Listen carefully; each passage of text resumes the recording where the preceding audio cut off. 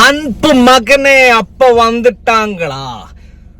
Joju George, retro, സൂര്യ, പൂജ ഹെഗ്ഡെ, നാസിർ, അങ്ങനെ പറയണ്ട കൊറേ നമ്മുടെ താരങ്ങളെ നിലനിർത്തിയിട്ട്, താരങ്ങളെ ഉൾക്കൊള്ളിച്ചിട്ട് കാർത്തിക് സുബ്രാജ് റിട്രോ ചെയ്തു. റിട്രോ എന്ന് പറയുകയാണെന്നുണ്ടെങ്കിൽ ഒരു ഓൾഡ് സ്റ്റൈൽ മൂവിയിലാണ് അവർ എടുത്തിട്ടുള്ളത്. പക്ഷേ അത് നമുക്ക് വർക്കൗട്ട് ആയോ ഇല്ലയോ എന്നുള്ളത് രണ്ടാമത്തെ കാര്യം. ഇതിന്റെ പെർഫോമൻസിനെ കുറിച്ച് പറയാം. ഇതിനകത്ത് ഒരു പാട്ടുണ്ട് കേട്ടോ തുടക്കത്തില്, സൂര്യയുടെ കല്യാണം അങ്ങനെ പരിപാടികളൊക്കെ ആയിട്ട്. അത് അവര് കണ്ടിന്യൂസ് ആയിട്ട് ഷൂട്ട് ചെയ്താന്ന് പറഞ്ഞ ഭയങ്കര രസമായിട്ടുണ്ട്. കട്ട്സ് ഒന്നുമില്ല, സിംഗിൾ ഷോട്ട്സ് ആണെന്ന് പറഞ്ഞാൽ അതൊക്കെ അടിപൊളിയായിട്ടുണ്ട്. പിന്നെ ഒരു സൂര്യയുടെ സ്വാഗിനെ കുറിച്ച് നമ്മൾ പറയണം. ഇപ്പോഴും he looks like very young. എന്താ പറയാ, ആ ഒരു അടിപൊളി സ്വാഗും കാര്യങ്ങളൊക്കെ ഇതാണ്. ഫൈറ്റും ബാക്കി കാര്യങ്ങളൊക്കെ അടിപൊളി. പക്ഷെ എന്തൊക്കെയോ എവിടെയൊക്കെയോ മിസ്സിംഗ് ആണ് പടം നമുക്ക് ഉദ്ദേശിച്ച പോലെ ആയിട്ടുണ്ടോ ഇല്ലയോ എന്നുള്ളതിനെ കുറിച്ച് സംസാരിക്കുന്നതിന് പകരം നമുക്ക് ആദ്യം സൂര്യനെ കുറിച്ച് നമ്മൾ പറഞ്ഞു. ഇനി ജോജു ജോർജ് വരുമ്പോ ഒരു എന്താ പറയാ, ചെറിയ കോമഡി നിറഞ്ഞ ഒരു വില്ലൻ കഥാപാത്രമായിട്ടാണ് എനിക്ക് തോന്നിയത്. നിങ്ങൾക്ക് എങ്ങനെ തോന്നുന്നത് എന്നുള്ളത് എനിക്കറിയില്ല. അതുപോലെ തന്നെ സ്വാസിക ഉണ്ട് കുറച്ചു നേരത്തേക്ക്. സ്വാസിക ഓക്കെ, നല്ല പെർഫോമൻസ് ആയിരുന്നു. പിന്നെ നാസിർ ഒരു വയസ്സനായിട്ടുള്ള ഒരു വില്ലനായിട്ട് വരുന്നുണ്ട്. അതുപോലെ തന്നെ വേറെ 2 വില്ലന്മാരുടെ പേരറിയില്ല എനിക്ക്.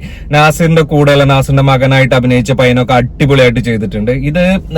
ഇത് പിന്നെ പൂജ ഹെഗ്ഡെ എനിക്ക് അത്ര ഒരു ഇതായിട്ട് തോന്നിയിട്ടില്ല. അവരുടെ ഒരു ബ്യൂട്ടിയും കാര്യങ്ങളൊക്കെ ഉണ്ടല്ലോ, അവരെ ഒരു വേറെ രീതിയിലാണ് പ്രസന്റ് ചെയ്തിട്ടുള്ളത്. പക്ഷെ കുറച്ച് അവരുടെ ഒരു ലവ് ട്രാക്കും സീൻസും ഒക്കെ നന്നായിട്ട് വർക്ക്ഔട്ട് ആയിട്ടുണ്ട്. പൂജ ഹെഗ്ഡെ അതേപോലെ തന്നെ സൂര്യ ആയിട്ടുള്ളത് ചിലയിടത്ത് നമുക്ക് നല്ല ഒരു ഫീലിങ്സ് ഒക്കെ കിട്ടുന്നുണ്ട്.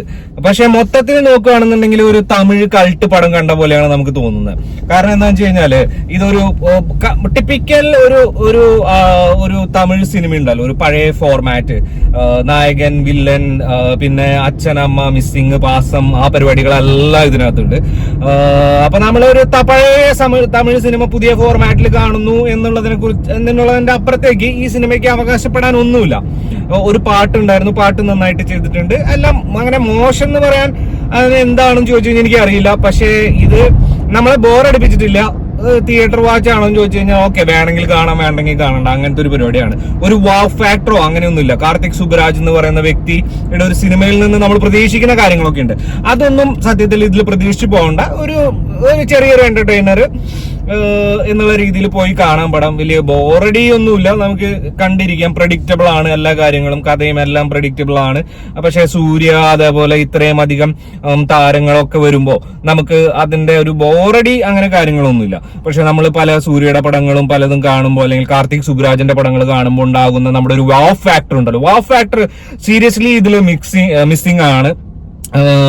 ഇതിനകത്ത് നമ്മൾ പിടിച്ചെടുത്തിരുന്ന കാര്യം എന്ന് പറഞ്ഞു കഴിഞ്ഞാൽ ഓരോ ഷോട്ട്സും അതിന്റെ ഭംഗിയും അതൊക്കെ വളരെ മനോഹരമായിട്ട് ചെയ്തിട്ടുണ്ട്. എന്താ പറയാ, പഴയ കാലഘട്ടത്തെ അതേപോലെ തന്നെ അവര് പോർട്രേറ്റ് ചെയ്ത് അതിന് വേണ്ടിയിട്ടുള്ള എഫേർട്ടൊക്കെ അവര് എന്താ പറയാ അപ്രീസിയേഷൻ അറിയിക്കുന്നുണ്ട്. പക്ഷെ എന്നിരുന്നാൽ കൂടി പടം വളരെ നല്ല രീതിയിൽ ചെയ്തിട്ടുണ്ടോ എന്ന് ചോദിച്ചു കഴിഞ്ഞാൽ പടം മേക്കിംഗ് ഒക്കെ കൊള്ളാം, നല്ലതാണ്. പക്ഷെ എന്താ പറയാ, ആ കഥ ഈ നമ്മളെ അത്ര ത്രസിപ്പിക്കുന്നില്ല എന്നുള്ളതാണ് സത്യം.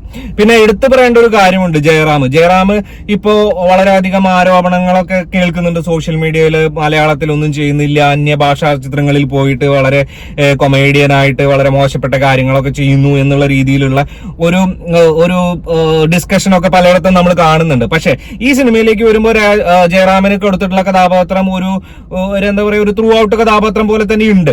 പക്ഷെ എന്നിരുന്നാൽ കൂടി ജയറാം ആ കഥാപാത്രത്തോട് നീതി പുലർത്തുകയും ജയറാം ആ കഥാപാത്രം അടിപൊളിയായിട്ട് തന്നെ ചെയ്തിട്ടുണ്ട് കേട്ടോ. നിങ്ങളെ കാണണം എങ്ങനെയാന്നുള്ളത്, കാണാത്തവർ കാണണം. വളരെ വളരെ ഡിഫറെന്റ് ആയിട്ടുള്ള ഒരു കഥാപാത്രമാണ്. ഒരു കോമഡി നിറഞ്ഞ ഒരു ആളായിട്ടാണ് വരുന്നത്. ഓക്കെ, പിന്നെ പ്രധാനമായിട്ട് പറയാനുള്ളത് എന്ന് പറഞ്ഞു കഴിഞ്ഞാൽ കാർത്തിക് സുബ്രാജിന്റെ ഡയറക്ഷനൊന്നും നമുക്കൊന്നും പറയാൻ പറ്റില്ല. അൽഫോൺസ് പുത്രന്റെ എഡിറ്റിംഗിൽ അപാകതകൾ ഉണ്ടോ എന്ന് ചോദിച്ചു കഴിഞ്ഞാൽ ചില സ്ഥലങ്ങളിൽ നമുക്ക് സിങ്ക് ആവാത്ത പോലെ തോന്നും. പക്ഷെ രണ്ടാമത് ചിന്തിച്ചു കഴിഞ്ഞാൽ കുഴപ്പങ്ങളൊന്നുമില്ല. സോ ഓക്കെ ആണ്.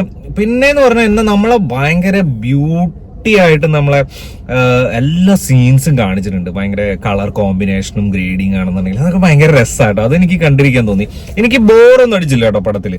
കുറച്ച് ലവ് സീൻസും കുറച്ച് പഴയ തമിഴ് സ്റ്റൈൽ പരിപാടികളില്ലേ, അപ്പ പാസമ്മ തങ്കച്ചി പാസം എന്നൊക്കെ പറയുന്ന പോലത്തെ, അതൊക്കെ വരുമ്പോ കുറച്ച് ക്രിഞ്ചായിട്ട് തോന്നും. പിന്നെ ഒരു സീൻ പറഞ്ഞേ പറ്റുള്ളൂ കേട്ടോ, സ്വാസിക മരിക്കാൻ കിടക്കുന്ന ഒരു സീനുണ്ട്.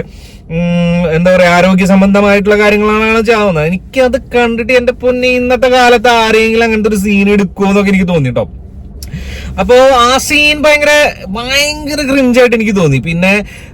പിന്നെ അതേപോലെയുള്ളതെന്ന് പറഞ്ഞു കഴിഞ്ഞാൽ ഏറ്റവും അവസാനം നമുക്ക് പടമായിട്ട് ഒരു കണക്ഷൻ, ഒരു ഇമോഷണൽ കണക്ഷൻ വരാത്തത് എന്തുകൊണ്ടാണെന്ന് ചോദിച്ചു കഴിഞ്ഞാല്, ഒരു ഭയങ്കര ആക്ഷൻ പാക്ഡ് ആയിട്ട് പോയിരിക്കുന്ന ഒരു സംഭവത്തിന്റെ ഉള്ളിൽ ഒരു അച്ഛനമ്മ സ്നേഹം, അത് ഇത് അറിയാത്ത അച്ഛനമ്മേനെയൊക്കെ പിന്നെ ഒരു കാലഘട്ടത്തിൽ അറിയുന്നു. ആ സമയത്ത് ഒരു ഇമോഷണൽ ബോണ്ടിങ് അല്ലെങ്കിൽ ആ കണക്ഷൻ എല്ലാ സിനിമകളിലും കൊണ്ടുവരുന്നതാണ്.